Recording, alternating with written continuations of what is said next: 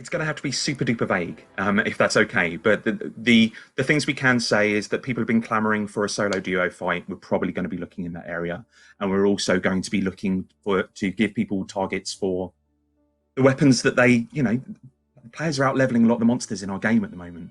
This will be, reasonably top end, pretty top end. We'll be looking for a kind of new challenge along the kind of Araxor lines.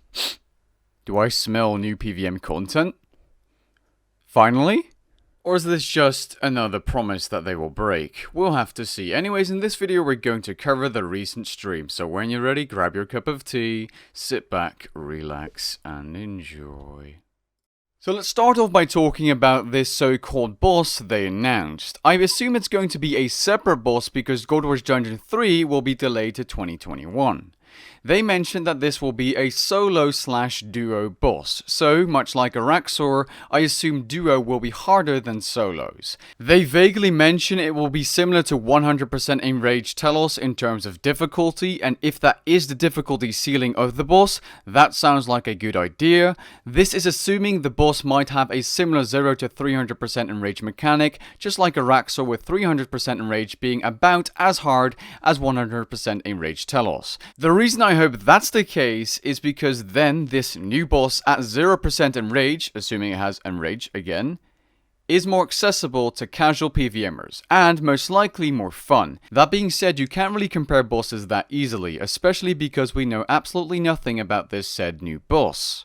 If the boss has an instant kill mechanic that's very punishing, I'd argue that it would be harder than 100% Telos very quickly. Take Kalphite King solos for example. On paper, Kalphite King solos seem to be much easier than 100% Enraged Telos simply because you have less mechanics to think about and counter.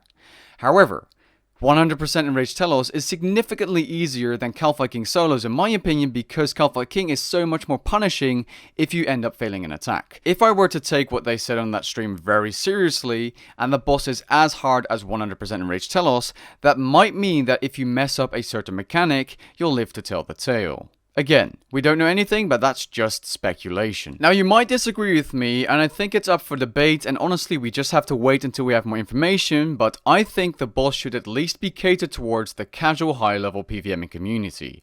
If it's out of reach for the casuals, it will simply be endgame PvMers farming whatever the boss drops until the prices drop over time, and casuals can get access to these new items, enjoy the power creep, and get into said high-level boss easier. That being said, a counter-argument to this is, of course, if casuals can farm the boss and it's too easy, the drop, if it has some kind of special drop, new weapon, new armor, whatever it may be, new shields, will crash in price much quicker. This could lead to the profit per hour at said boss crashing very quickly. Difficulty speculation aside, I have quite some faith in Jagex producing an enjoyable PvM experience. If they are taking inspiration from two of the best bosses in the game, what could go wrong? They will most certainly think about how they can keep the price of a new item coming into the game stable, like how Nox weapons give you noxious components for the Biting Invention perk. Now, they also briefly mentioned two things they don't have an estimated time of release for, being activity pets and abyssal creatures being new slayer monsters. As for the activity pets, we are going to have a area, money making, rune score and clue scroll pet at some point, maybe in a year from now. But the pets aren't really what I'm looking forward to. The abyssal creatures being new slayer monsters is always a good thing, as I do like my slayer. This would be the abyssal savage, abyssal hound and abyssal lord at level 95, 105 and 115 slayer respectively. They've completed the models and they're working on the animations and other development, environment and so on. And of course, when they come into the game, I will definitely be making slayer guides on these little abyssal boys. They also mentioned a fourth yak track coming this year. Yes, a fourth one. I assume it's made them some money, so that's why it's going to be a common thing. And they will continue the trend next year with 4 yak tracks and 4 double experience events. They also mentioned the Orphan dig site coming in October and a construction update coming somewhere this year. No, this is not a rework. It will most likely be what safecracking was for thieving, but then for construction, meaning a new set of training methods, hopefully from level 50 to 90 plus. So, this year, a boss, skilling content, and apparently also a new quest which won't be as big as Desperate Measures, so maybe something like Once Upon a Slime, a small quest, but a quest nonetheless. So basically there's going to be something for every type of player. A new boss for PvMers, new skilling content for skillers or people that like PvM and skilling, and a new quest for those lorehounds out there. Now, as for minigames and reworks or a minigame hub, they specifically said that there's no real plan to do this because previous updates to minigames haven't really sparkled the interest of the player base. And I think that's a fair reasoning despite my love for minigames in RuneScape 3. Wheeling out the same lines, I do apologise for this. Every time we've done something of a remaster to a minigame, it generally hasn't been the kiss of life that we'd hope it would be. If we did something, I'd love for it to be blanket across all minigames. You know, minigame hub, and some kind of improvement to Thaler in the minigame shop, that kind of thing. But as current, we're not working on anything with minigames. So I bring the disappointment, I'm afraid. And the final thing I'd like to cover are discontinued rare items in RuneScape. You make money? I just own a rare item and I make money by people manipulating the price. You can't afford a Noxious Scythe? Well, that's too bad. That's pocket change for me, but I'm not going to give it to you. This paper hat is worth more than your car. How does it make you feel? I'm only kidding, guys. I got this item trust traded to me by a friend and clanmate. Hopefully no one clicked off the video and unsubscribed thinking I'm an asshole because I said that just there. I was totally kidding, guys. I do not own a party hat. I never will. And it's just crazy to think how expensive some of these virtual items are now.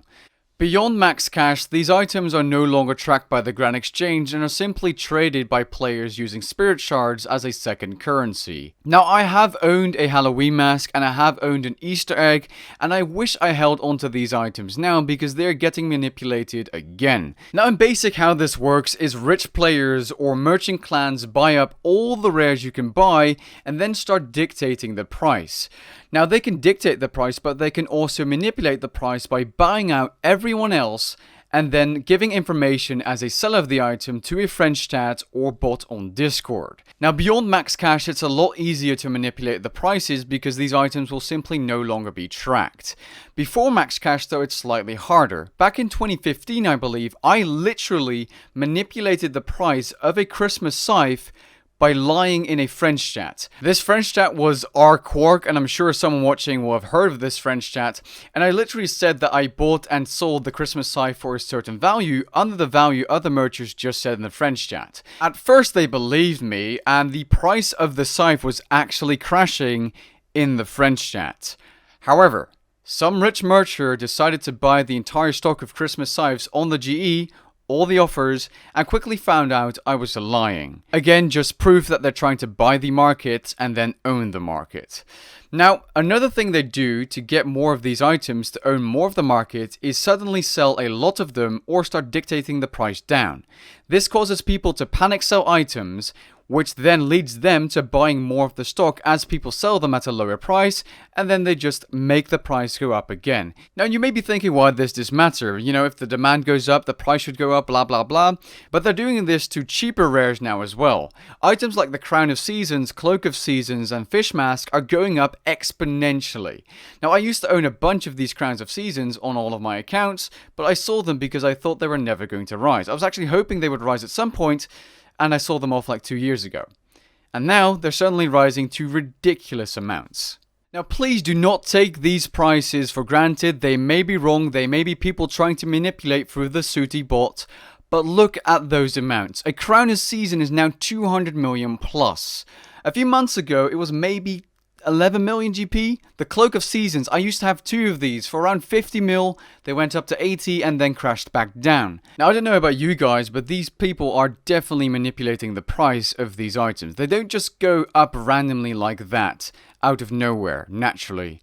This is 100% a clan, group, or just a couple of rich players manipulating the prices of these lower level rares so that they can make profit in the end. I don't like the direction this is heading in because this will make cheaper rares inaccessible to the average player, and it's just wrong. And re-releasing rares isn't the answer either because that would just completely destroy the image or status you get when you own a rare item like a party hat, Santa hat, Halloween mask, and so on.